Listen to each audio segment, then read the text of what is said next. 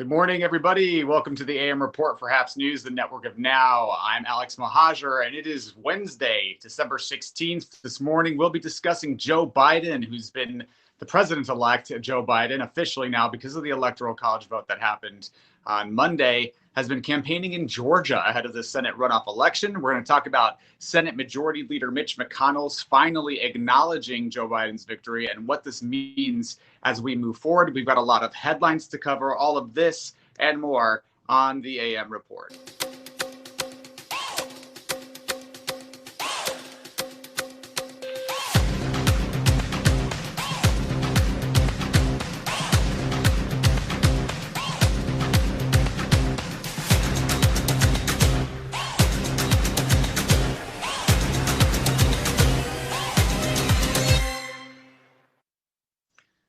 Good morning, everybody. Welcome to the program. I'm Alex Mahajer. If you're watching on the HAPS app website or a platform, click the award button. Let us know you're enjoying the broadcasts. Or if you're watching on YouTube, Facebook, Periscope, Twitter, Reddit, leave a comment and let us know what you're thinking. We'll bat around with you live on air. We've got a lot of comments already this morning.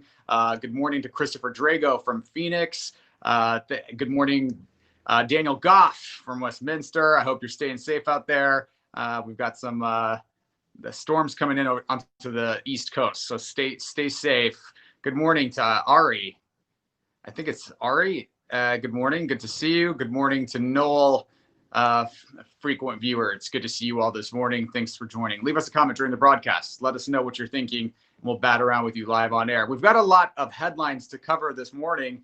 Thank you for the high five award, Christopher, Ari. Thank you guys so much. This is fantastic. All right, so we've got a lot of headlines to cover this morning ahead of today's news. And first and foremost, Congress is reaching a deal, we think, on a new economic relief package for the coronavirus. That's going to include an extension of jobless benefits, loans for hard-hit small businesses, and money for vaccine distribution. But we're not sure exactly yet whether there will be a federal eviction moratorium and deferment of student loan payments, which was part of the first economic relief package last year, and that many people rely on. Let's hope that happens, but we're not sure if that is going to be the case. So let's see here. Tuesday marked the 10th day in a row that the United States set a hospitalization record with more than 112,000 COVID-19 patients nationwide, according to the COVID Tracking Project, and more than 3,000 new COVID-19 deaths. The death toll in the United States is now 304,000. So we're entering really grim territory here with people getting more and more sick. Please wear masks. I'll note that the coronavirus vaccine, Pfizer vaccine, has started to become distributed. It's being distributed to long-term nursing home patients and to frontline healthcare workers.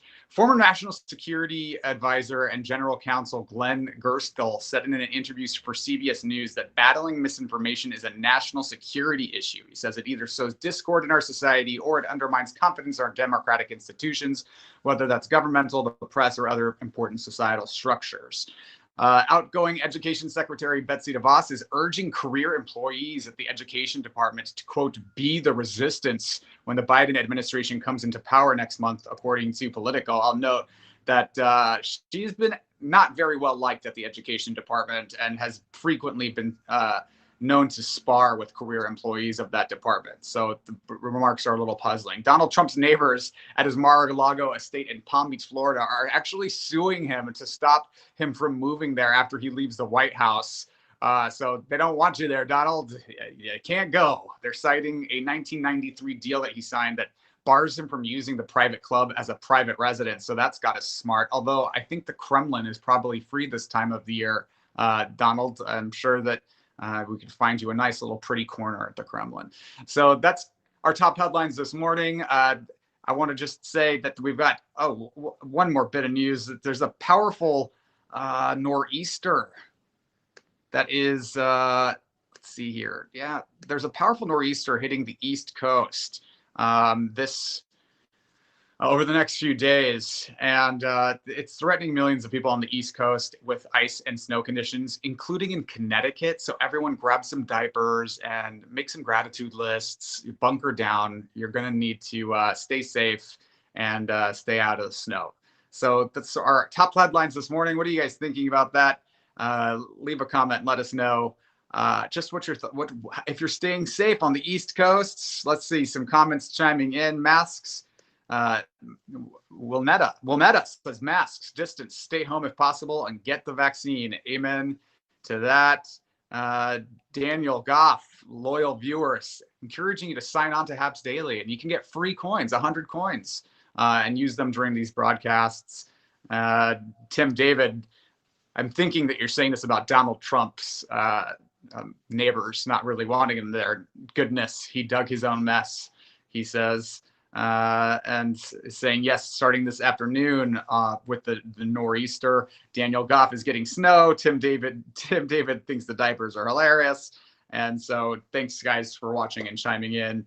Nice Christmas decorations, someone says. So good. Very good. Good to see you all this morning. Okay, so let's see. Joe Biden. Okay, President-elect Joe Biden. He is now firmly squared away to be the next president of the United States. Now that the Electoral College has voted and it is done, and Mitch McConnell, Senate Majority Leader Mitch McConnell, finally acknowledging his victory yesterday, which was, sort of shocking. I mean, Russian President Vladimir Putin was quicker in acknowledging this victory than Joe Biden was, and so. Kamala Harris, Senator Kamala Harris, she appeared on Robin Roberts' show on Good Morning America to discuss the transition. And here's what she had to say about Mitch McConnell and his finally acknowledging the Biden victory. Let's hear a little bit of that. I think people are going to be very encouraged to hear what you said, that Mitch McConnell and Joe Biden have spoken. He has acknowledged that he is the president-elect. Yeah. How important do you think that is? I think it's critically important. I applaud Mitch McConnell for talking to Joe Biden today. It would have been better if it were earlier, but it happened. And that's what's most important. And so let's move forward. Let's move forward. And where we can find common purpose and common ground, let's do that. Let that be our priority. So there's Kamala Harris, future Vice President of the United States, giving Senate Majority Leader Mitch McConnell a little bit of breathing room there to move forward and put this sort of ugly last 40 days behind us and find a way to move forward and work together. Although I'll note, it is not lost on anyone that these two Senate races that are coming off, the runoff elections in Georgia, for two Senate races, there's Jon Ossoff and Reverend Raphael Warnock, Democratic candidates seeking to unseat the Republican incumbents in that state. January 5th is now the most important political election, I think, political affair in a long, long time, because if they win those seats, Democrats will have 50 states sitting positions in the United States Senate and will be evenly tied with Republicans. But as the Vice President of the United States, Vice President-elect Kamala Harris will have the tie-breaking vote in the Senate, giving Democrats the Senate majority for the first time in almost a decade. So this is going to be more than a decade. So this is going to be very, very important if Joe Biden wants to effectuate any kind of an agenda going in. And we're under no illusions that Senate Majority Leader Mitch McConnell will be very helpful or cooperative with the Biden administration, because we know what he did during the Obama administration. He stonewalled, he obstructed, he basically said no to everything that Obama did, and did a lot of harm to Obama's agenda throughout Obama's presidency. I mean, really from the beginning. He's the same guy who said his singular goal was to make sure Obama was a one-term president and governed that way. So it's very important to note that the Senate election in Georgia is very important, and Joe Biden knows that. And Joe Biden actually went to Georgia yesterday to campaign. And here's a little bit of what Joe Biden said to this crowd yesterday in Georgia. I ran on the commitment to be president for all Americans. John and Raphael are running on the commitment to be senators for all Georgians. I'm asking you what you're already doing to support them, because if you do, the doors of promise and progress are going to open in Washington. We're going to start to get done what we have to do. More than anything, will make the lives of every Georgian, the lives of every American better. That's not hyperbole, that's a fact. And all begins with your vote. And starting today, as I said, you can vote early. Go to iwillvote.com/GA to find your polling location. Tell your friends, your family, just like you did in November. Turn out the vote so it's not even close. Don't give them an excuse. Don't let them take away your power. There's so much more we can get done. On COVID, on revitalizing our economy, on health care, on voting rights, on criminal justice, racial justice, on climate change. We can get so much done, so much that can make the lives of people of Georgia and the whole country so much better. And we need senators who are willing to do it, for God's sake. So let me hear you. Are you ready to vote for the 2 senators that are doers and not roadblocks? Are you ready to vote for 2 senators who fight for progress, not just get in the way of progress? Are you ready to vote for 2 senators who know how to say yes, not just the word no?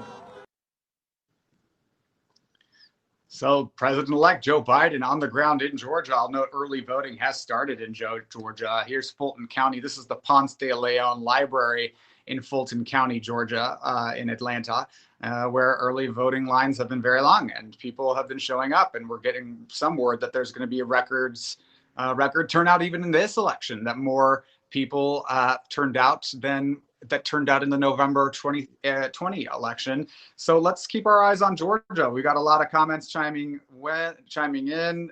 Christopher Draga says it would be my Christmas present to win the Senate. Daniel Goff says, award Alex, he needs coffee. I sure do. I haven't had my cup of coffee this morning. So thank you for the warm wishes as well, Daniel, about the thank you. I appreciate that. McConnell's acknowledgement, very anticlimactic, says Christopher Drago. True. I mean, he sure sat on that for a long time, and it's words can't describe how disruptive and dangerous that is for democracy. Noel says, love Kamala Harris. She's firm and dignified. So yes, indeed, she will make a fantastic vice president. And this, we'll keep our eyes on these Georgia races. Let's see. Cameron says Warnock will win against Loeffler. I think Warnock could even be the Dem nominee for the 2024 presidential election. His recent debate performance makes me believe this. Cameron, we'll see. I think he's got a couple challenges ahead of him, which is that Kelly Loeffler, and we saw her in that debate. I mean, she attacked very dishonestly, calling him a radical liberal and a socialist, and that kind of campaign messaging was effective down ticket against Democratic candidates. But it also just depends on the district. I think Democrats would be wise to run district by district campaigns that speak to the needs of those specific districts and jurisdictions. So I think he's an extremely strong candidate. And I think Kelly Loeffler is an incumbent who was appointed to that seat and purchased it. I mean, she purchased it. She's a billionaire. Her husband is the president of the New York Stock Exchange, and she has never run for elected office, but has the power of incumbency behind her, which is sort of the problematic. It's a problematic reality of appointments and appointing people to seats that should be just elected. So we'll see what happens in that race. But Reverend Warnock is very talented, and so is Jon Ossoff, very talented, and has been has a very strong campaign running on David Perdue's corruption and these stock trades that have plagued Senator David Perdue, Republican. And so Jon Ossoff has been very well spoken. If Jon Ossoff's elected, he'll be the first millennial in the United States Senate. I think that's very important. And he's a protege of the late John Lewis. So with he's got the chops and he's got the creds. I'd like to see them both in the United States Senate. So thank you guys so much for joining this morning on the AM Report. For HAPS News, the network of Now, we are live every weekday morning at 7:30 a.m. Pacific, 10:30 Eastern, with all of your quick political news and headlines to get your day started right. If you like this journalism, if you like this content, please consider sponsoring it or subscribing. You can do that at haps.tv/@Alex. If you join, subscribe, you get 100 free coins. You can award them just like Lucia or Joanne or Tim or Daniel or Christopher Drago. And just award them during the broadcast. Let us know you're enjoying it. So thanks so much for joining. We appreciate you, and we will see you all tomorrow.